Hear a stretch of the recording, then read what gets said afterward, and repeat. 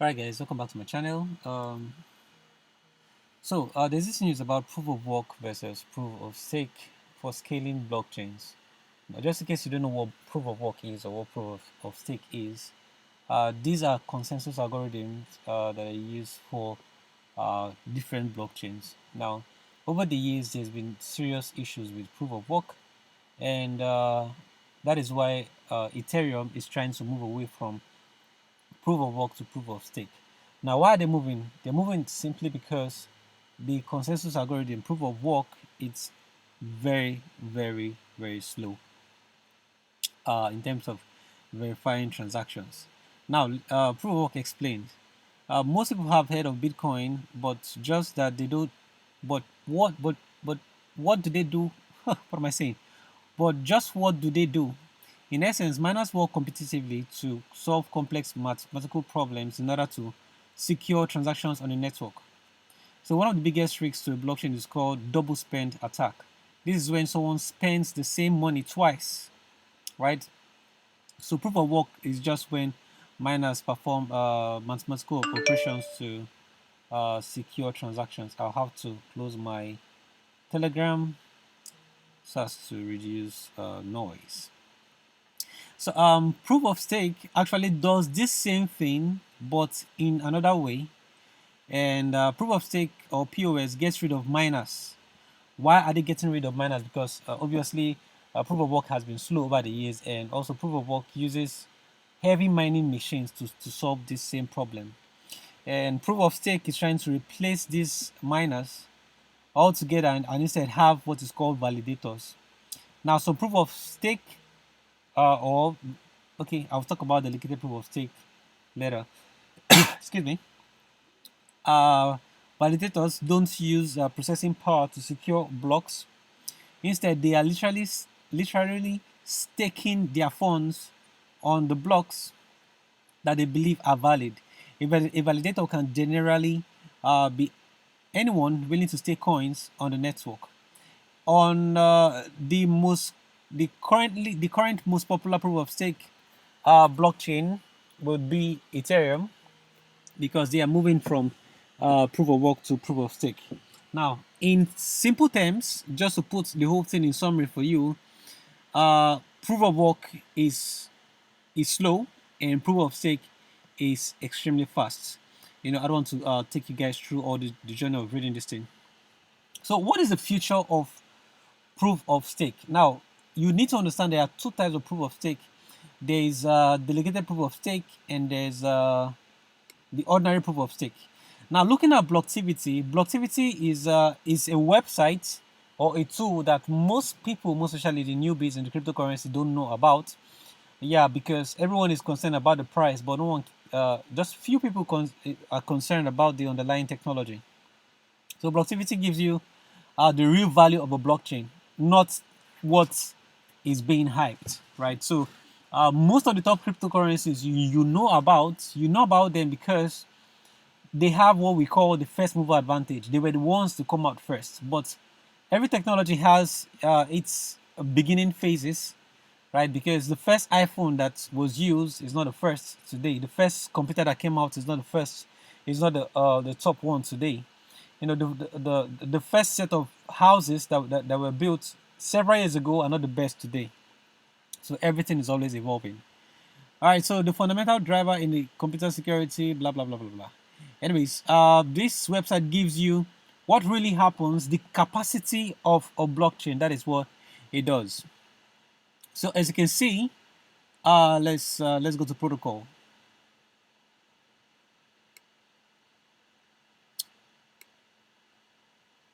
All right, now here's a look.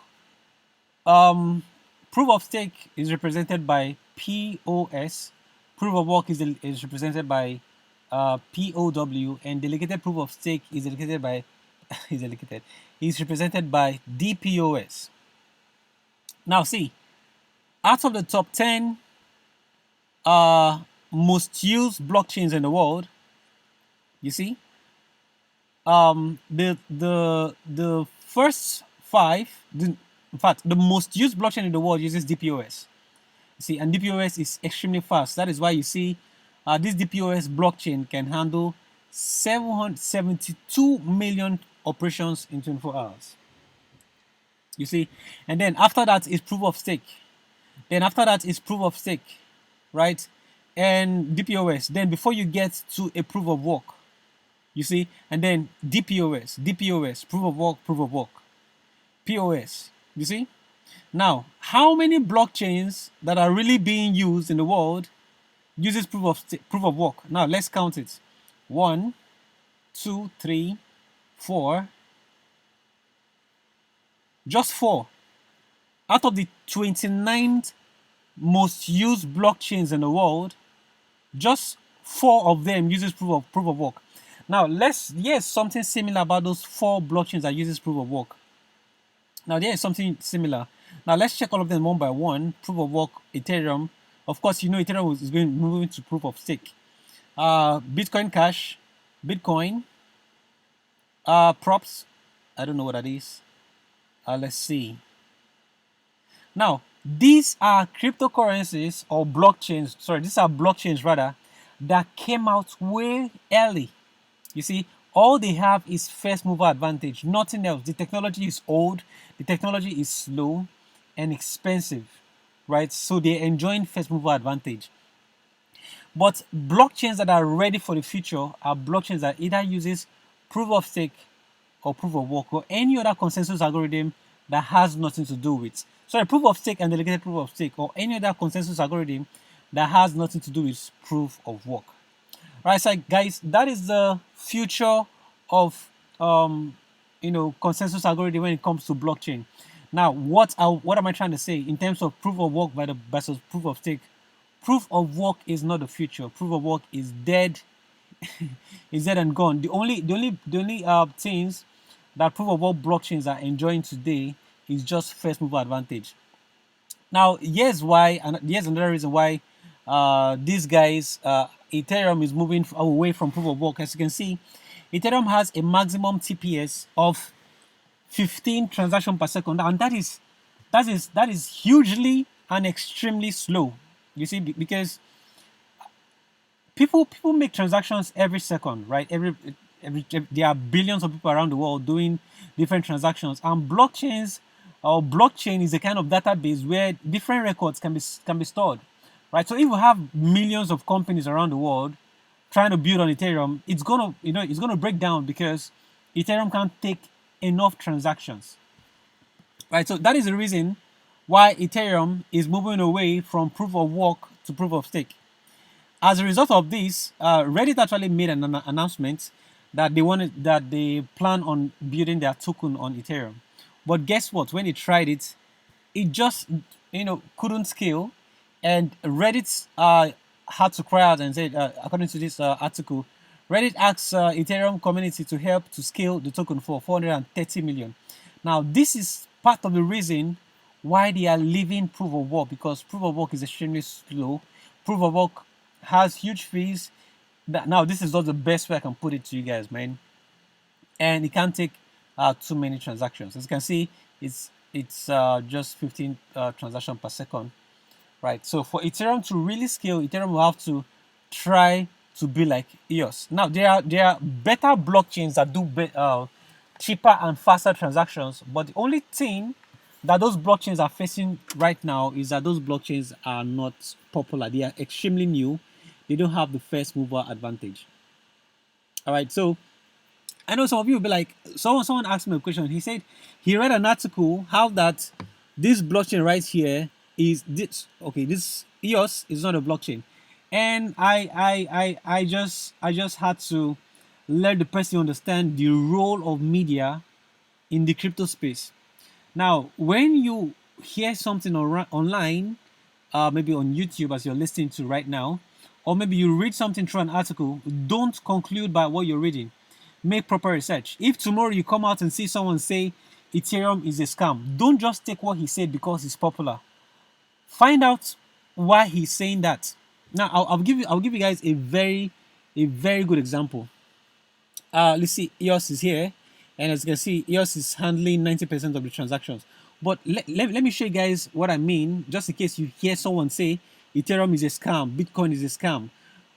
Anytime you hear news like that, make sure you do a background check on who is saying or making that statement. That will help you understand whether he's being biased or not. Okay, something you need to note before I show you what I want to show you. Note that EOS has the number one position. Now, moving on to what I want to show you. Where is it? All right, so here's an article. This article was released 2 years ago, and it says White Block CTO. Now, CTO means he must know a lot about technical stuff, right? He says EOS or EOS is a distributed database rather than a blockchain, meaning he's trying to say that EOS is not a blockchain. And guess what? When this article broke out, a lot of people around the crypto space, they lost interest in EOS. But guess what? That article or that research done by the CTO was biased and, of course, false. Now, I'm going to prove that to you. Now, they say White Block CTO. Now, let's find out who is this White Block CTO and why is he making such a statement. Now, this is White Block. This is their website. As you can see, we help blockchain developers sleep at night. Oh, nice job. Now, let's see who is behind Light Blocks. Binance, Aeon, Consensus, Blockchain Foundry, and guess what? Ethereum and Enterprise Ethereum Alliance. Now, can you see why this guy, who is the CTO, says EOS is not a blockchain? Why is he saying so? Because his partners and his investors are from the Ethereum community. Now, let's see how Ethereum is doing. Ethereum cannot even do 15 up to 20 transactions per second. Ethereum currently handles over 1 million operations, right? While EOS handles 72 million operations. You see, so as you can see, it's a game of, trying to be relevant in the market. But rather than building what you're supposed to build, these guys right here are busy trying to tear these guys down while they make out time to build Ethereum 2.0. You see, Ethereum 2.0 is the plan to make Ethereum faster so that Ethereum will be able to scale like EOS. So while they are trying to be like EOS, they go around spreading false information to bring EOS down. So as you can see, someone made an article here saying the CTO of White Blocks said EOS is not a blockchain, right? But who is White Blocks right now? White Blocks is own or have the greatest partners from White Blocks is from Ethereum, Enterprise Ethereum Alliance, and Ethereum. Now let's find out who the CTO of White Blocks is. Now this is the CTO of White Blocks, Zako. He's not even the CTO. He's currently now the founder. You see, he's the founder. The founder of White Blocks is what? Now let's see what he does. As you can see, he's been he's the CTO for 1 year and also acted as the founder. And guess what? He's the chairman for Enterprise Ethereum Alliance. So how do you expect someone to release a true article and a true research about a product that is a competition to his product? So now I'm saying this for you guys to learn how to read articles and news from cryptocurrency. I'll give you a popular example, but I'm not going to pull out the article. Several years ago, JP Morgan called out Bitcoin and said Bitcoin is a fraud. But guess what? In 2020, that same JP Morgan has started accepting crypto businesses, right? So here's some of what I'm trying to say. Once you hear a news from whatever website you got the news from, please do make sure you do your own proper research. Because who knows, the writer might be biased. Who knows, the YouTuber might be biased. So it's very, very, very important to do your own research. Alright guys, so that's all I have for you today. Please do make sure you subscribe to the channel if you like this video, and I'll see you guys in another video.